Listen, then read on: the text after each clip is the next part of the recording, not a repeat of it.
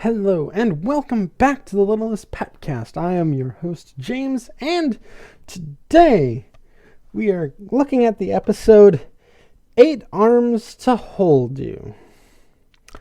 Let's just begin. Let's just go headfirst into this. So, Blythe is talking to Russell while she is restocking Littlest Pet Shop. And, just doing her job that she has at 13. I think it's more on goodwill than it is like an actual. I don't know. Yeah, now I'm suddenly confused by this. Because, if she's actually 13, I guess her dad would have to sign off on this being okay to work.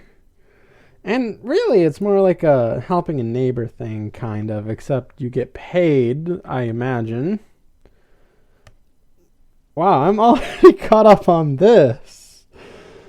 It's probably because I don't want to get into what's next. But we gotta. But still, I have to wonder how this works now. Yeah, I guess she would have to get permission from her dad.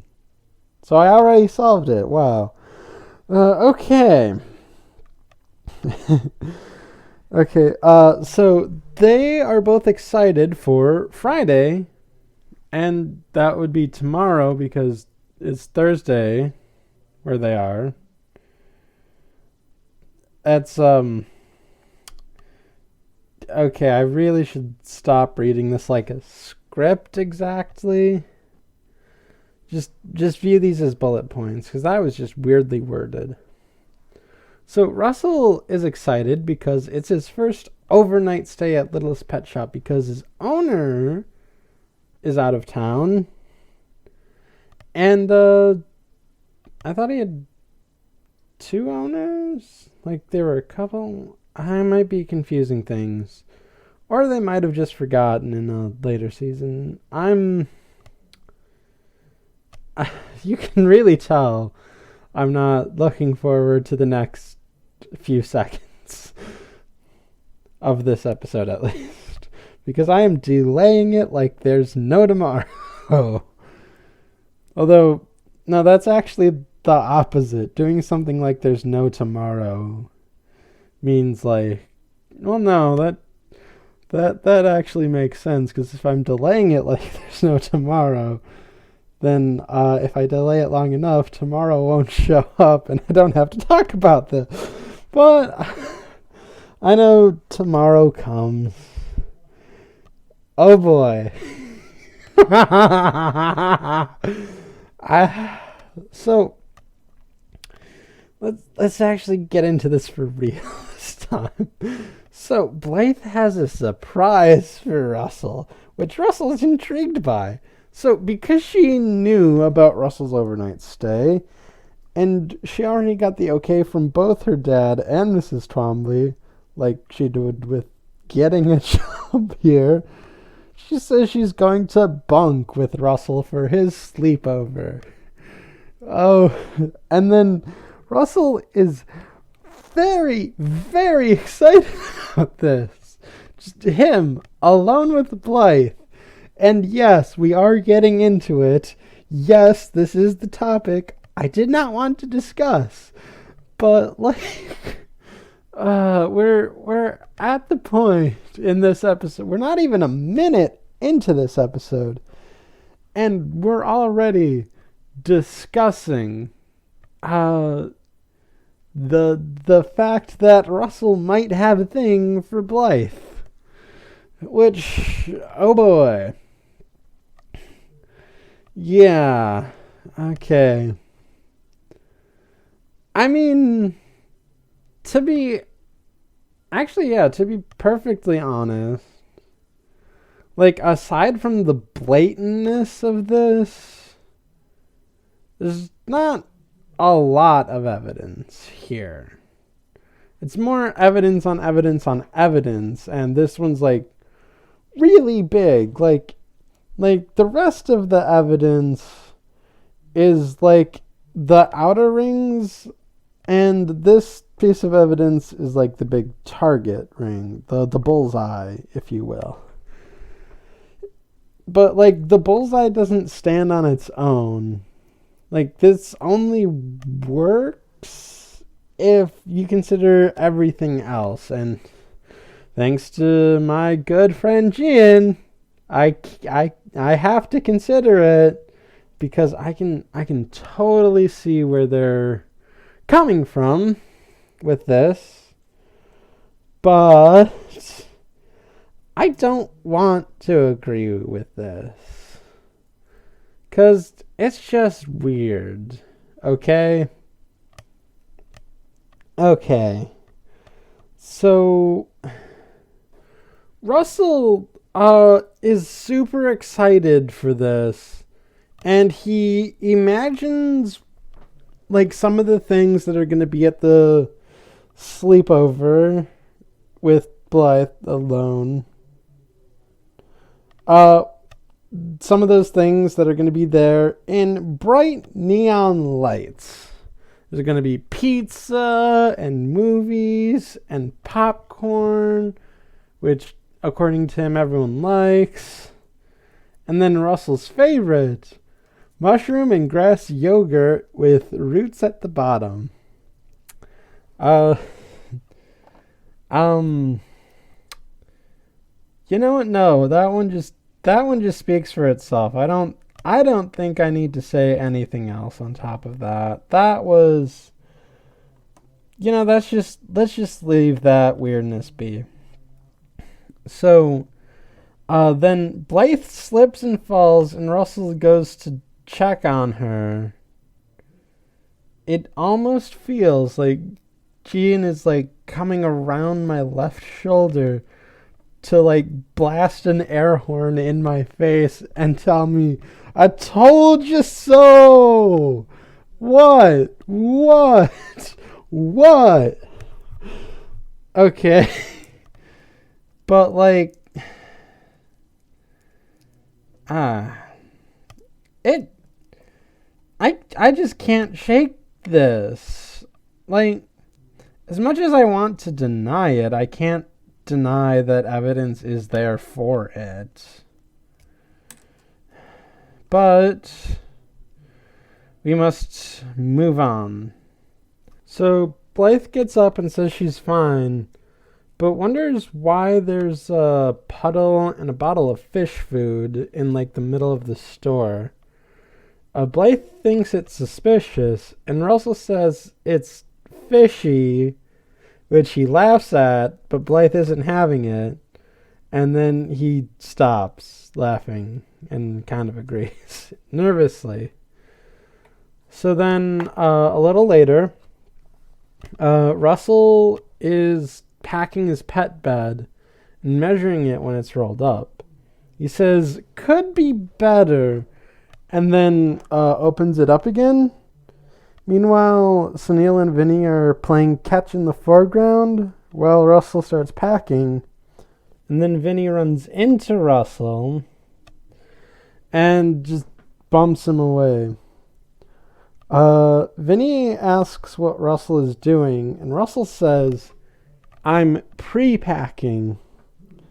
Vinny and Sunil are confused, so they wonder why he's pre-packing. And Russell says he's packing for the slumber party he's having here tomorrow night with Blythe. And he says it's going to be the best thing ever. Okay, gotta push on.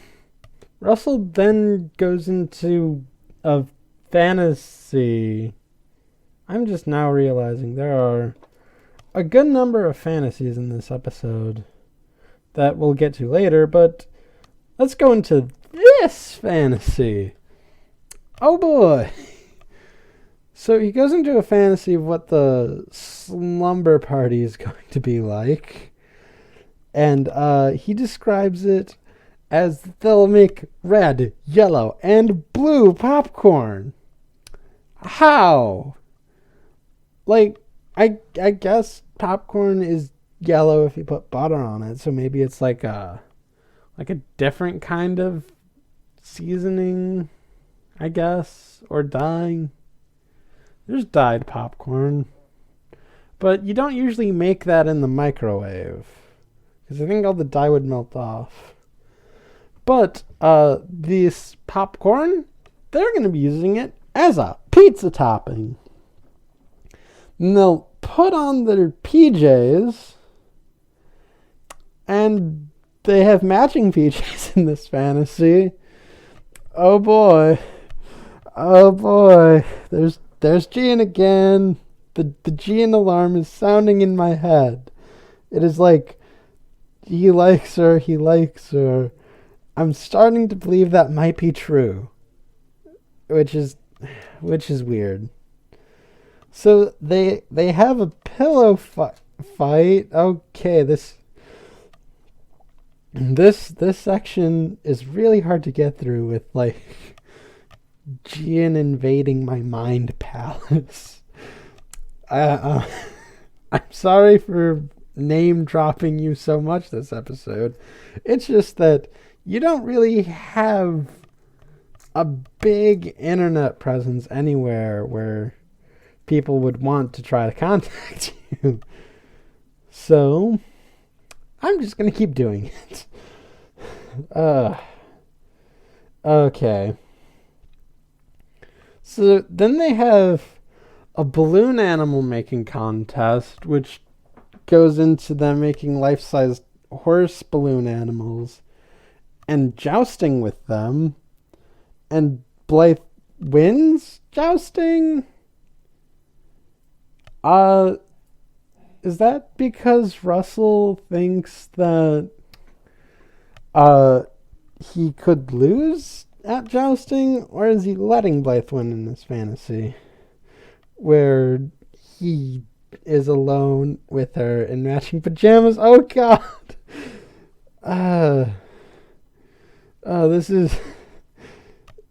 This is kind of weird saying out loud. Okay. So then they watch only the funniest of movies until the sun comes up. Russell says it will be the best time held by anyone at Littlest Pet Shop. And Vinnie and Sunil are awestruck at this. Their jaws have dropped. Their eyes have widened. And then Russell just casually starts pre-packing again.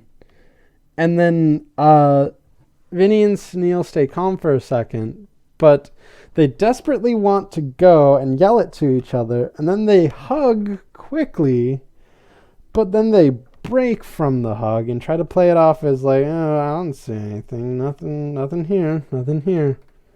So, as long as we're on the topic of shipping, there are people who do ship Sunil and Vinnie, and I feel like them trying to play off their hug was like a way to undermine that a bit. Which, it's not the best way to undermine that, you know? It kind of discourages that kind of behavior between friends. Which shouldn't be discouraged. I mean, if your friends want to hug, they should hug. I mean, I know Gian doesn't usually like hugging, so I don't hug him. But you know what? Maybe I'll give him a good hug just to pay him back for all of this weirdness and confusion. Okay. So we cut to the next scene, and then we see Russell at his calendar in the Littlest Pet Shop using a cutout X to X off calendar dates, where he puts the X with a little thing over it and then paints over it so that the X looks the same on each date. And I kind of get that it's kind of an OCD thing where it has to be right, and I guess this is the easiest way to make it right. But what I'm actually confused by is how Russell marks his dates. There are two sets of logic in play where like okay, what I think you're supposed to do if you mark off your calendars is that you're supposed to put an X through the day you're on, which if Russell is doing that means Russell gets a calendar where the week begins on Monday. But if he doesn't do that and instead crosses out the previous day the next day, then he has a standard calendar. And I'm not sure which one is weirder.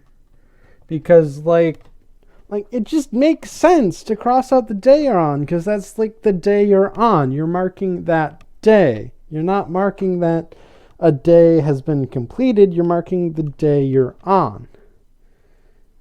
Just do that. It makes no sense. Makes no sense to me why you would mark it off the next day.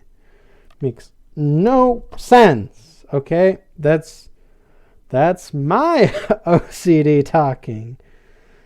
That's okay, here's the thing about OCD. Is that when your OCD rules aren't being followed, it feels like the entire world is incorrect. It feels like there is no world. Black is white, up is down, and short is long, and everything you thought was so important doesn't really matter. But I butchered that, even though I shouldn't have, because that is a great song. That is a great song, and this is a rambly mess of an episode, but, I hope you enjoy it. Back to the show. So Russell pulls out two sets of pajamas, which don't match the footy pajamas he had in the fantasy he had earlier, which, why would you imagine you in a pair of pajamas that you wouldn't have? That took a while to get out. And then he asks Blythe which set of pajamas is better. Blythe asks Russell to hold on as she found more empty fish food canisters and some chewed up fish toys and wants to tell Mrs. Twombly. So when Twombly is informed, she jokingly suggests the idea that there's a ghost haunting the Littlest Pet Shop. Blythe and Mrs. Twombly laugh over that, but Russell is super scared. So then we cut to Vinnie and Sunil in the play area, planning how to get into the slumber party. Sunil is wondering how to get an invitation this late into the game, but Vinnie says that they need to crash the party. That's the only way to get into this party, because it's a good party. And then Vinnie has a plan. So his plan is to sneak out of their apartments, which are also located in the Littlest Pet Shop building, and meet in the halls at 700 hours and break in and crash the party. Now, Sunil says there are a lot of missing details in this plan, but Vinnie brushes it off like, oh, details, who needs those? So then Sunil asks, what does 700 hours mean? Vinnie says he heard it in a movie and thinks it should just be part of every plan. And Sunil agrees with that logic, and then he asks what rendezvous means, and Vinny again is confused, because Vinny said rendezvous in his earlier plan. But again, he doesn't know what it means.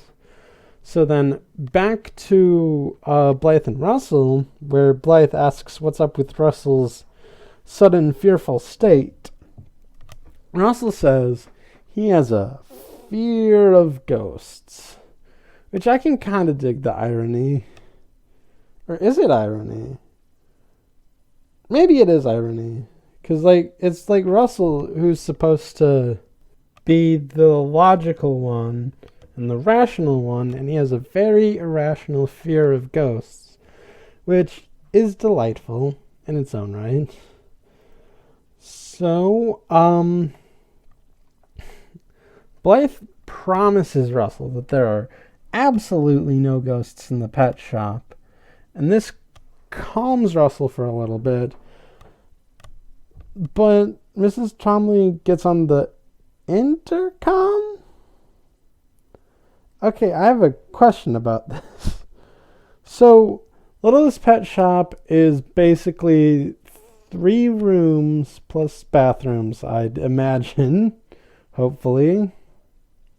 There's the shop part, the play area, and Mrs. Trombley's room, and I guess the storage. So 4 rooms, but still, I don't see the need for an intercom. Especially because it's small. It's little, if you will. Although, I've been over this before. Why is it the Littlest Pet Shop? Is it because they have the littlest pets? Or is it because the shop itself is little? It appears to be that the shop is little, but all of the pets are also little. I don't get it. Okay, and I don't get why she has an intercom for such a small building. Like, you would think that they could just come over and talk.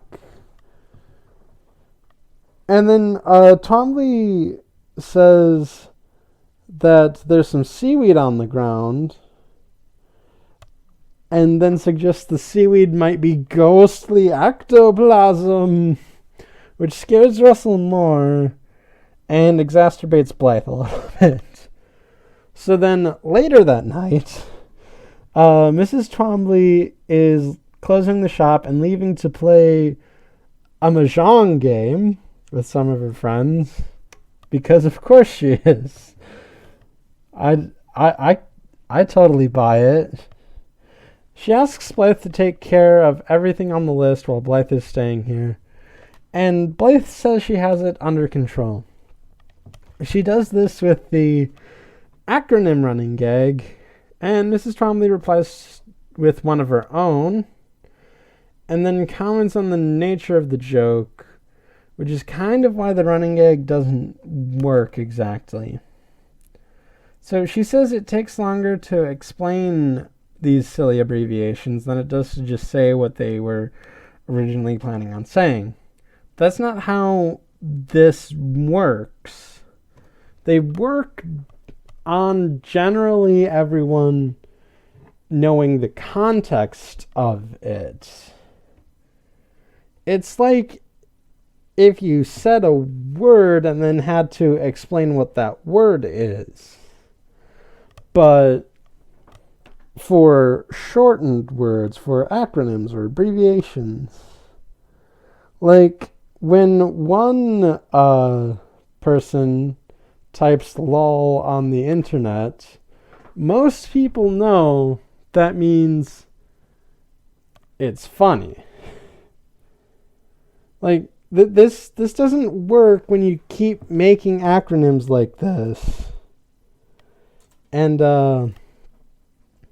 then having to explain them. That's not the nature of communication. Communication is to get an idea across as best as possible, and this isn't it. And even though, like, oh, teens use lol or raffle or whatever.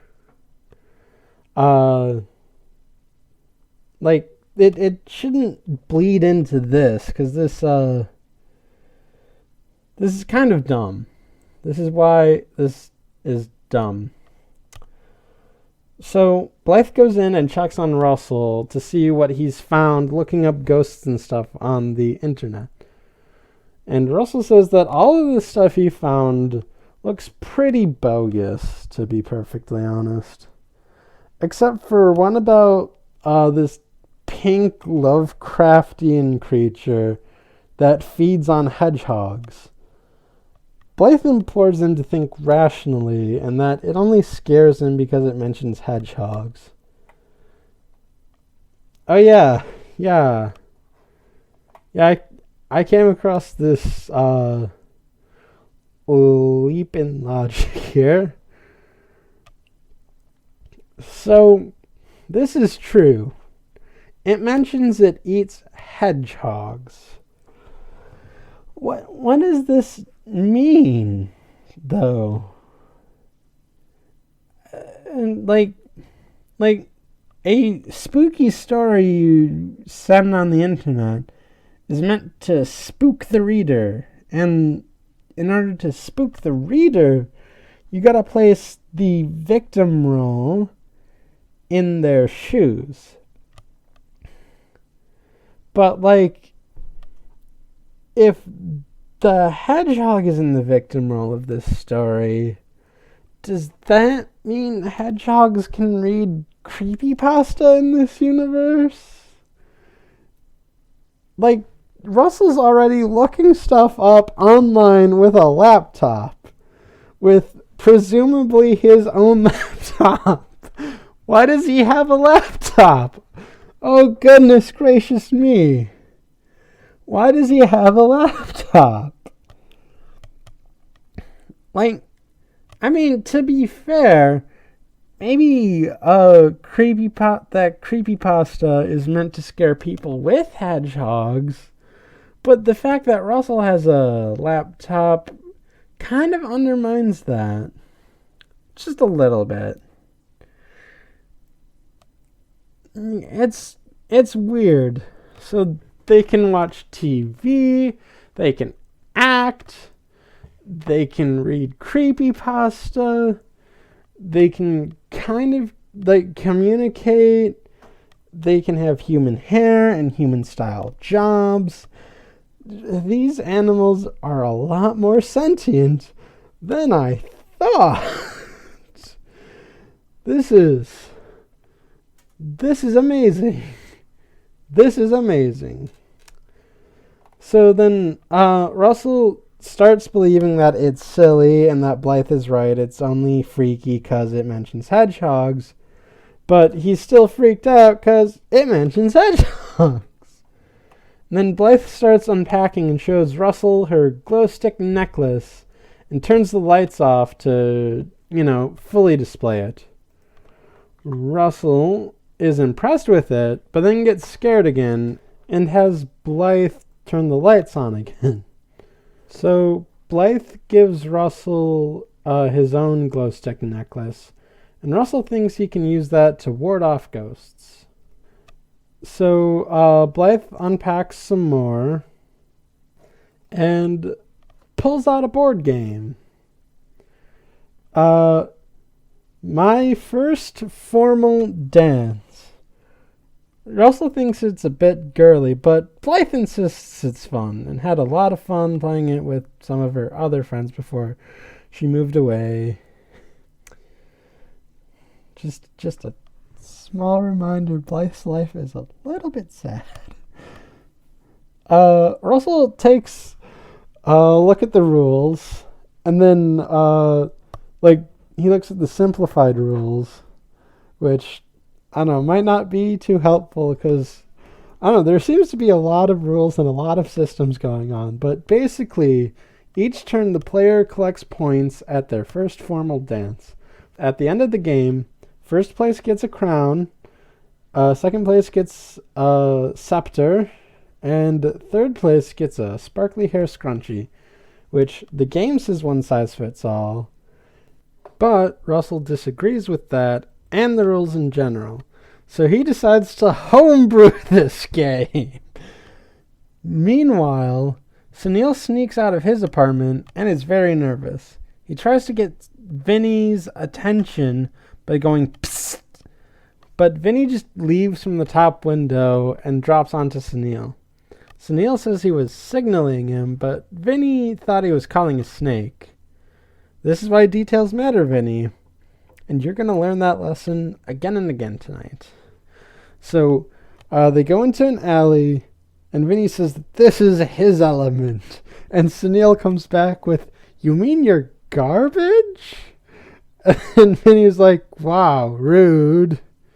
Actually, he says, "How dare you?" I just remember that, but that's neither here nor there. Anyway, Vinny says that this is the place where he can perform all of the stunts he sees in action and spy movies. So he ties a rope onto a pipe on the ground, and they climb a telephone pole. They throw the rope over the wire, and Vinny explains that they're going to swing on it, get to the window, pull it down, pull the top part of the window down, and get in. Sunil's a little concerned about this plan. But Vinny puts on some sunglasses at night and says it's for the coolness factor. So they swing, and instead of doing what they said, the pipe actually gets pulled up while they fall to the ground, and the pipe hits a transformer, which causes a district-wide blackout, at least.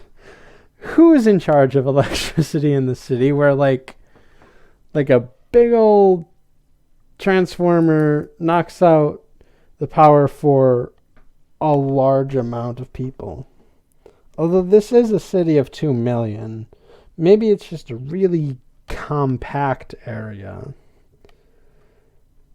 Like, I guess that would have to be the case, because like a lot of people lose electricity in this scene. And we see some people lose electricity and get bugged out.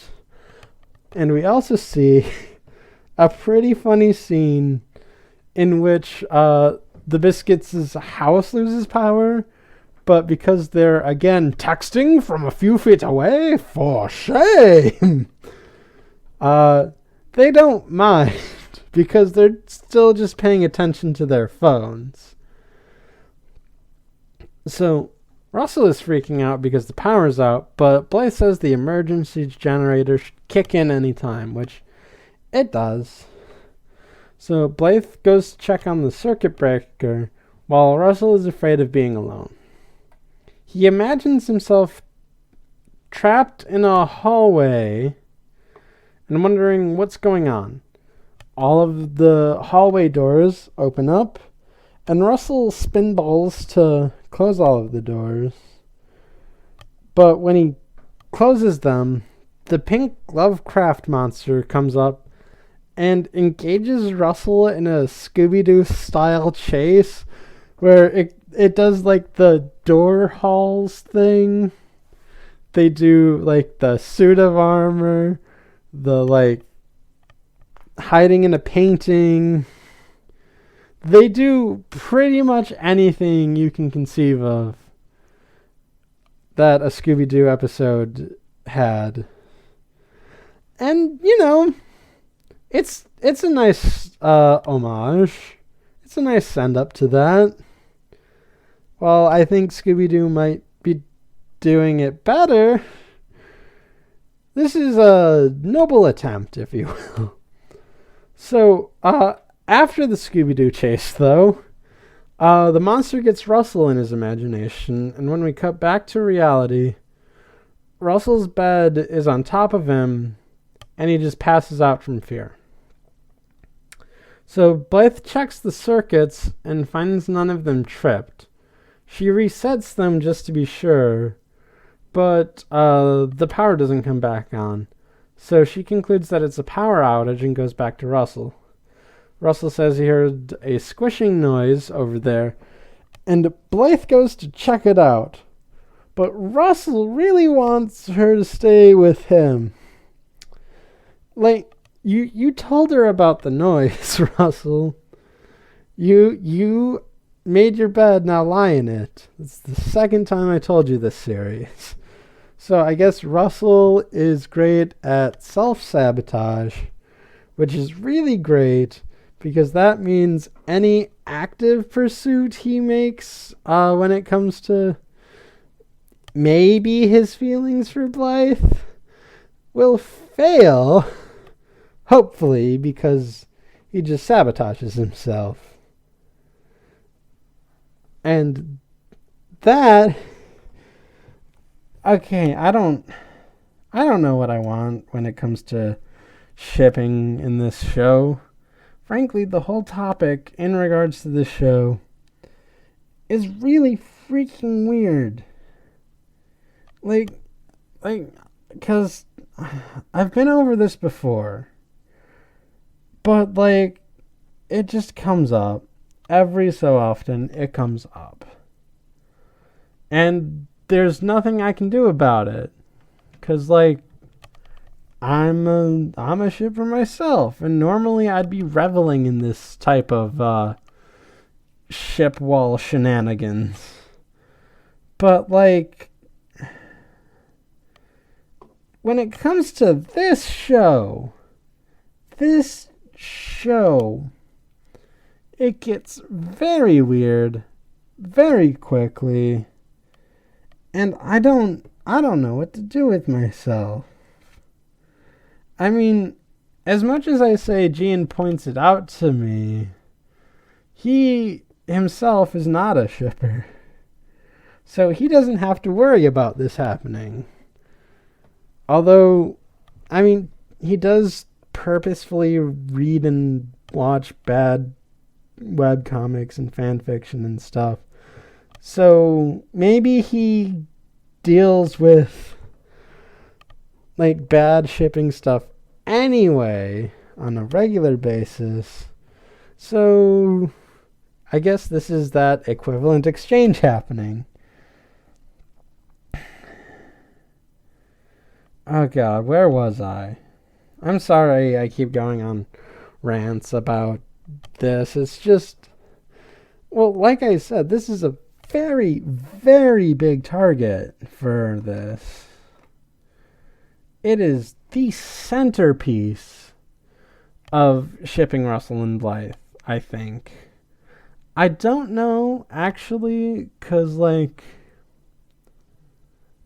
I haven't really seen too many of the later episodes recently, because, like, I'm saving them for this podcast, but, like, still, I think this might be the centerpiece, if anything. I could be proven wrong later. Let's hope I'm not, because this episode is rambly as all heck. So Blythe finds more puddles, and then we go to Russell talking to himself and saying he's determined to face his fears, but he's not. So then we cut back to the alley where Vinnie and Sunil keep attempting to get in, not at all concerned with the power outage they just caused, but they keep missing their attempts.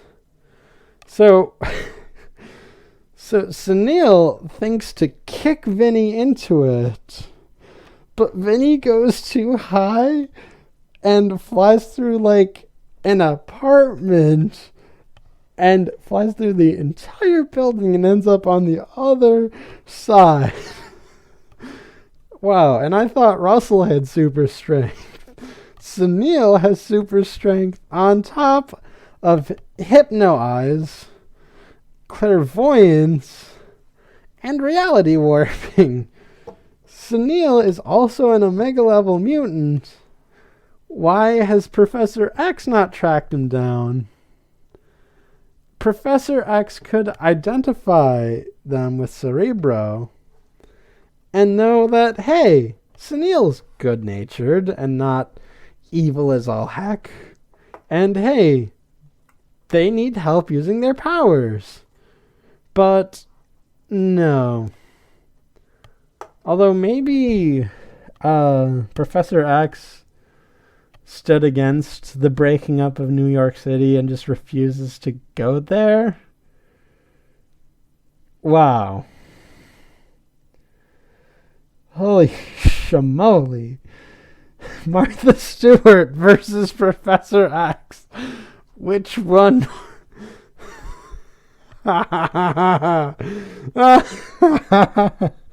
Oh. Oh boy.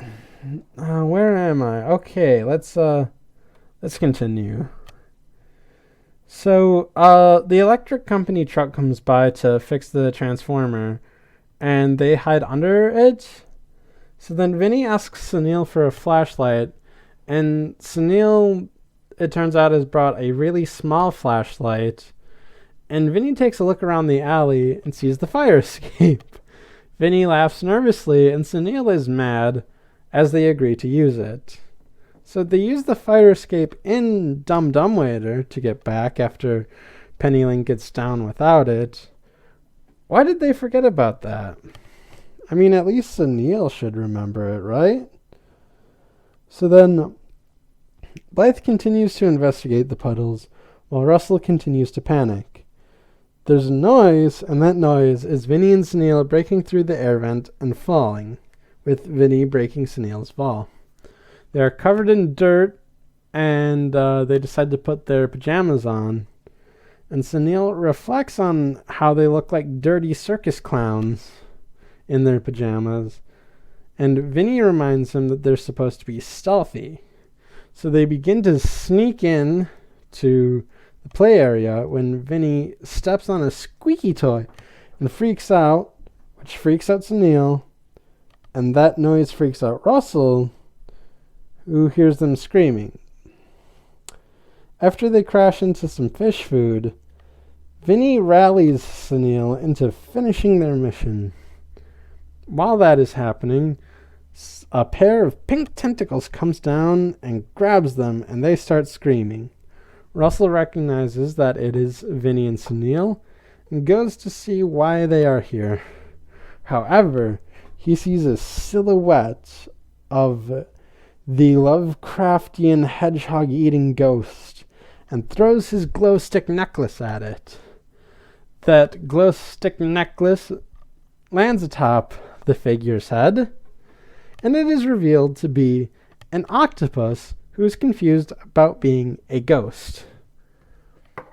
Now, something else I wanted to talk about is that this twist is super obvious because of the title. It is called 8 Arms to Hold You, and we're in a show about talking animals. Like, it really, really feels like they should have named it something else. Like, I don't know. Man, I actually don't know.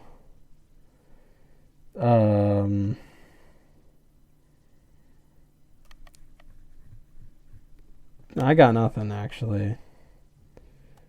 I keep trying to think of a play on words for poltergeist, but nothing's coming to me, actually. Sorry about that. But, like, it shouldn't have been 8 arms to hold you. That made it way too obvious. I knew it was an octopus from the start, because it said 8 arms to hold you. Like, come on. Like, no matter how many Lovecraft ghosts you put in, it's still going to be an octopus at the end, if you're trying to trick me. Like, wait, this episode takes place on a Friday. I could have, like, called it, like, Friday the 13th or something along those lines. I mean, Friday the 8th might be a bit subtle. Because, like, not only do you get, like, the horror ghost element, but you also get 8 in, which octopus has 8 legs. So, You know what? There's your title. Anyway, so, Russell is still a bit shaken, and Vinnie and Sunil are still freaking out. But then Blythe shines a flashlight on them and sees that it's an octopus, and they all calm down. The octopus explains how he ended up in the Littlest Pet Shop, which is a great story. So he was being driven to the aquarium as a new exhibit, and on his trip he was doing some reading as an octopus in a tank filled with water. Boy, these writers do not know how water physics work. Shall we set it on fire? But as the driver was going, who comes from the other side but none other than Roger, who is not focusing on the road because he is focusing on the classics. Oh, Roger. So the driver veered out of the way, but because the back was open, the octopus fell out. I'm blaming the driver or them on this, because you should have a secure back door on your thing. Like a very, very secure back door. Like, it shouldn't be left open so that, I don't know, your prized octopus falls out. I'm just saying. So then he was wandering the streets for a lot longer than I thought an octopus could. But, maybe... How long do they need to breathe? Or how long can they not breathe? You know what I mean. I'm starting to get a little tired. That's when the real fun comes in. So, then it started raining heavily, and then he got swept up in the rainwater into the sewers. And there, 2 alligators tried to eat him, but he escaped into a drain that happened to be to the Littlest Pet Shop. He started eating the food to survive, which Blythe takes as a lucky break. Blythe is going to get Mrs. Trombley to call the aquarium in the morning so that Ollie, the octopus, that's his name, can get returned to the aquarium. So then the power comes back on, and everyone celebrates. Vinnie says that they aren't the people who did it.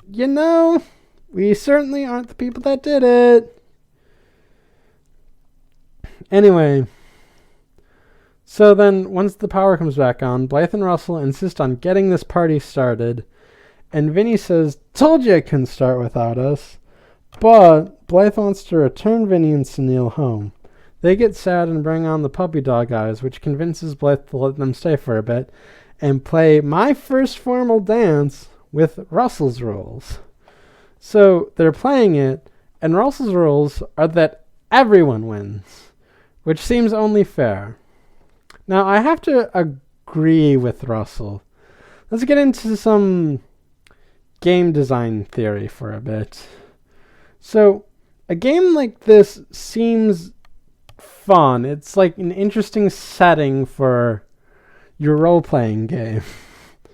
But the game itself, as it is now, more so encourages competition between girls to be the prettiest, which is an archaic model by today's standards. Russell's rewritten rules encourages everyone to just have fun, and they will all come out on top during their first formal dance.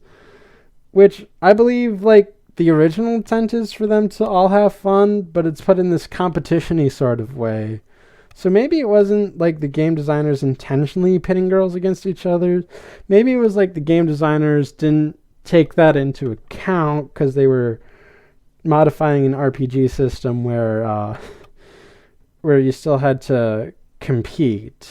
So this game's more about having fun and storytelling over competing to see who's the best. So, with that in mind, I fully support Russell's homebrewed version of My First Formal Dance. So then, Blythe breaks out some balloon animals, and everyone joins in.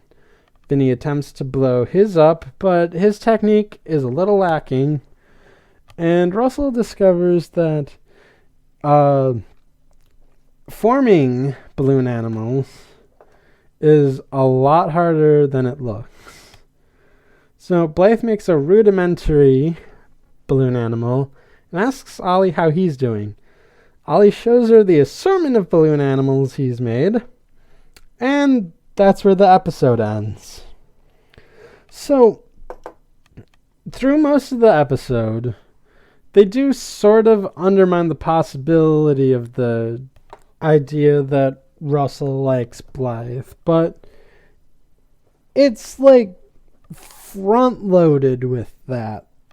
Like it has a lot of it at the beginning, but then it just runs out, and by the end, you're not even really thinking about it, but you kind of are, especially if you're doing this podcast like I am, which only really applies to me, but I don't know. It's like, it's still there. It's still a present feature, and one that is featured heavily.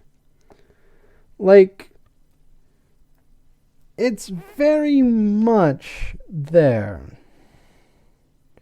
And I can't ignore it, especially after my friend Gian told me about it, after I showed him an episode. Not this episode, mind you, a later episode. Although I would argue that episode is not as bad when it comes to it. But other than that, it's a fairly enjoyable episode. It's not too crazy and out there. It's a little crazy and out there. It's very fun, and that's the last word I'm going to say on this. So that will be it for today's episode of the Littlest PetCast. Be sure to leave your comments and reviews on Shout Engine, on Apple Podcast, on the Google Play Store, and wherever else RSS feeds go to get their CreepyPastas that have animals as the protagonists. And tune in next time for the episode Heart of Parkness. I will see you then.